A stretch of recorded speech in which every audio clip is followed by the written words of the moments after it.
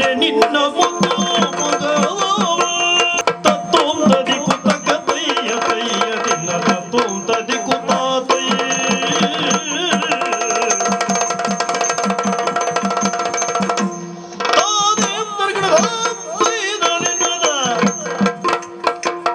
ಬಾರಿ ಸತ್ಯ ಬಾಮಾಮಣಿಯೇ ಬಾರಿ ಸತ್ಯ ಬಾಮಾಮಣಿಯೇ ತೋರೆ ನಿನ್ನ ಮುತ್ತು ಮೊಗವ ತೋರೆ ನಿನ್ನ ಮುತ್ತು ಮೊಗವ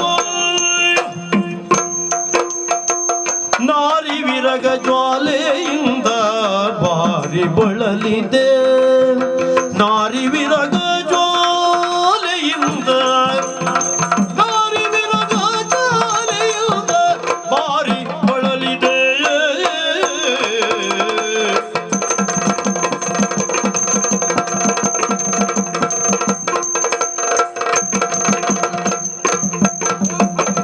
ನಾರಿಯರೊಳ್ ಅತಿ ಚೆಲುವೆ ಸುಗುಣೆ 3 ದಿನಗಳಿಂದ ನಾರಿಯರೊಳ್ ಅತಿ ಚೆಲುವೆ ಸುಗುಣೆ 3 ದಿನಗಳಿಂದ ಸೇರಿ ಸುಖಿಸಾದಿದಗೆ ರಸನ ಗಾರುಗೊಂಡಿದೆ ರಸನ ಗಾರುಗೊಂಡಿದೆ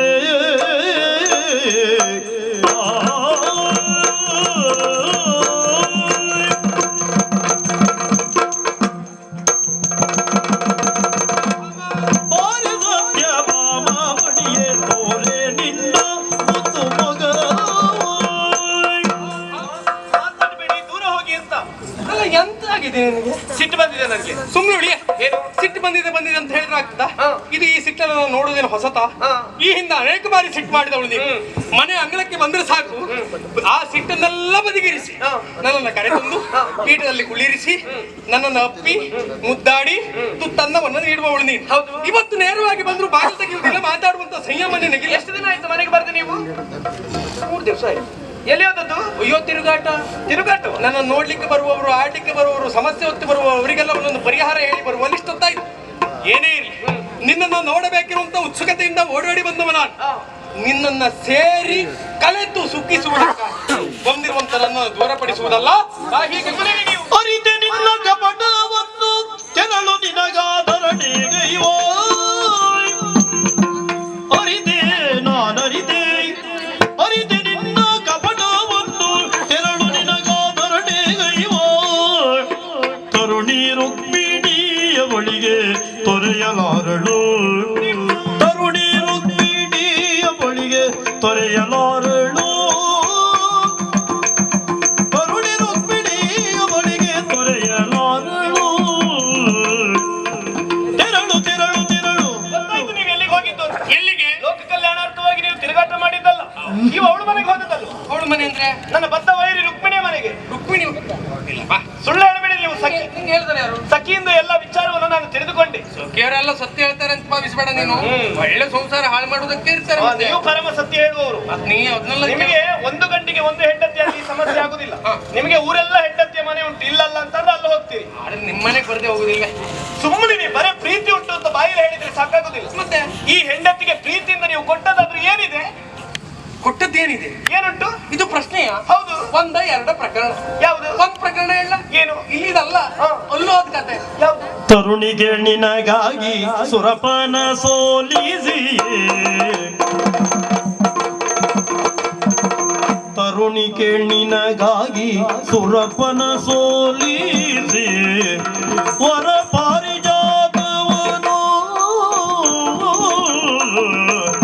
ಬರದಿಂದ ತಂದಿಯಲಿಲ್ಲವೇ ನೋಡು ಬರದಿಂದ ತಂದಿಯಲಿಲ್ಲವೇ ನೋಡು ಆ ಸ್ಮರಯನ್ನ ಬಾದೀಪನು ಆ ಸ್ಮರಯನ್ನ ಬಾದೀಪನು ಬರದಿಂದ ತಂದಿಯಲಿಲ್ಲವೇ ನೋಡು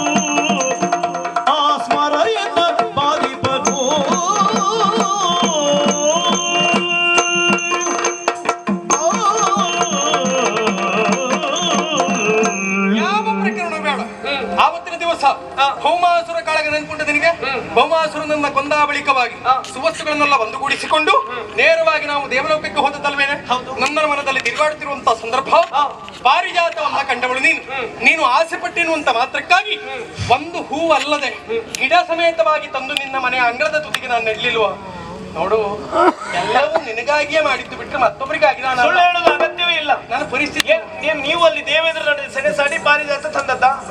ಸೋಲಿ ಆಸೆಯನ್ನು ನಿಮ್ಮಲ್ಲಿ ತೋಡಿಕೊಂಡಾಗ ನೀವೇ ಹೇಳಿದ್ದಲ್ವಾ, ನಾವು ಇದನ್ನು ಪಡೆದುಕೊಂಡು ಹೋದೆವು ಅಂತಾದ್ರೆ ಉಂಡು ಹೋದ ಕೊಂಡು ಹೋದ ಎನ್ನುವ ಅಪವಾದ ಬರ್ತದೆ. ಅದು ಮೊದಲು ದೇವೇಂದ್ರರ ಮನಸ್ಸಿಗೆ ಹಿತವಾಗುವುದಿಲ್ಲ. ಬೇಡ ಭಾಮ ಅಂತ ಹೇಳಿದಾಗ ನಿಮ್ಮ ಕರದಲ್ಲಿರುವಂತಹ ಶಾರ್ಕ ಧನುಸ್ಸನ್ನು ಹಿಡಿದು ನಾನು ದೇವೇಂದ್ರ ನಡುವೆ ಸೆಣಸಾಡಿ ಪಾರಿಜಾತವನ್ನು ಭೂಮಿಗಿಳಿಸಿದೆ. ಅಲ್ಲಿ ಮೋಸ ಹೋದದ್ದು ನಾನು. ಏನಾಯ್ತು? ತಂದಂತ ನಾನು ನಿಮ್ಮಲ್ಲಿ ಕೇಳಿದೆ, ಪ್ರಭು ಇದನ್ನು ಎಲ್ಲಿ ನಡುವುದು? ಮನೆಯ ಬಲಭಾಗದಲ್ಲಿ ನೆಡು ಭಾಮ ಅಂದೆ. ಮನೆ ಎದುರು ನಡುವುದು ಬೇಡ, ಅಂಗಳದ ಮೂಲೆಯಲ್ಲಿ ನಡುವಂತ. ಅದು ಅಂದ್ರೆ ಬೆಳಕು ಗಾಳಿ ಎಲ್ಲ ಹೆಚ್ಚು ಬರ್ತದಲ್ಲ? ಹೌದು, ನೀವು ಹೇಳಿದ ಹಾಗೆ ಅದನ್ನು ನಟ್ಟು ಅದಕ್ಕೆ ನೀರೇನದು ಗೊಬ್ಬರ ಎಷ್ಟು ಹಾಕ್ಲಿಲ್ಲ ನಾನು. ನೀ ಗೊಬ್ಬರ ಹಾಕಿದ್ ನೋಡ್ಲಿಕ್ಕೆ ಹೋದ್ರೆ ಈ ರಾತ್ರಿ ನೋಡ್ಲಿಕ್ಕೆ ನೋಡು. ಸಾಕ್ಷಿ, ಗಿಡ ಬೆಳೆದದ್ದೇ ಸಾಕ್ಷಿ. ಹೌದಪ್ಪ, ಬೆಳೆದು ಬೆಳೆದು ಬಾಗಿ ರುಕ್ಮಿಣಿಯ ಮನೆ ಅಂಗಳಕ್ಕೆ ಹೋಗಿದೆ. ಇಲ್ಲಿ ನಾನು ನೀರು ಹಾಕುವುದು, ಆ ಕಡೆ ಇಲ್ಲಿ ರುಕ್ಮಿಣಿ ಹೂ ಕೊಯ್ಯುವುದು ಅಂತ ಆಲೋಚನೆ ಮಾಡಿ. ಏನು ಅವಳೆಲ್ಲ ಬಿದ್ದ ಹೂ ಹೆಕ್ಕೊಂಡು ಕೊಯ್ಕೊಂಡು ಮುಡ್ಕೊಳ್ತಾ ಇದ್ದ. ನಿನಗೆ ಹಾಗಲ್ಲ, ನಿನಗೆಲ್ಲ ಮರದಲ್ಲಿ ಇದ್ದ ಹೂವೇ ಆಗ್ಬೇಕು. ಇವತ್ತು ಕೊಯ್ಕೊಂಡು ಇದರ ಅರ್ಥ ಏನು? ನಮ್ಮ ಮನೆಯ ವೃಕ್ಷ ಬಾಗಿ ಹೇಗೆ ರುಕ್ಮಿಣಿಯ ಮನೆಯನ್ನು ಸೇರಿದೆವು, ನನ್ನ ಮೇಲಿರುವಂತ ಪ್ರೀತಿ ಬಾಗಿ ರುಕ್ಮಿಣಿಯ ಮನೆಗೆ ಹೋಗಿದೆ ಅಂತ ಈಗ ಯಾಕೆ ಇಲ್ಲಿಗೆ ಬಂದದ್ದೇವು? ನೀವು ಅದಕ್ಕೆ ಯಾಕೆ ಹೊಂದಾಣಿಕೆ ಮಾಡ್ತೀಯ? ಏನು ಅದು ಬಾಗಿದ್ದಕ್ಕೆ ನಾವು ಆ ಕಡೆ ಬಾಗ್ತೇನೆ ಅಂತ ನೋಡು. ನನ್ನ ಪರಿಸ್ಥಿತಿ ಏನಾಗಿದೆ ಗೊತ್ತಾ? ಏನು? ಆ ಸ್ಮರಣ ಉಪಟಳಕ್ಕೆ ಒಳಗಾಗಿ ನಿಂತವ ನಾನು. ಅದು ನನ್ನ ಮನಸ್ಸಿಗೆ ಆವರಿಸಿರುವ ಬೇಸರ ಕಡಿಮೆ ಆಗ್ಬೇಕು. ಬಾಗಿ ನಾನು ಎಲ್ಲೆಲ್ಲ ಹೋಗುವುದಲ್ಲ, ಹೀಗೆ ನಿಂತ ನಿನ್ನ ಹತ್ರಕ್ಕೆ